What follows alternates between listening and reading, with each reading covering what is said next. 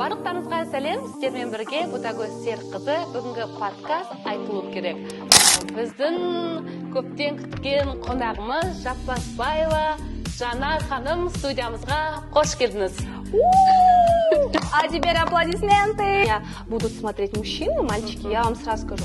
Если сіздер болашақта күшті қартайларыңыз келсе, Ханым, Жанармен визажист қалай басталды, бренд қалай қалыптасты деген кезде, құрметті ата-аналар, мамы, у которых есть особенные прекрасные дети.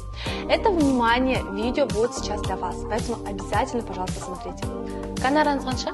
Недорогая, всего тенге. О, сегодня мясо было сырое, на-на-на. Вот я вот, короче, вот так. Жанардың күйеуі, ол көрінбейді, типа.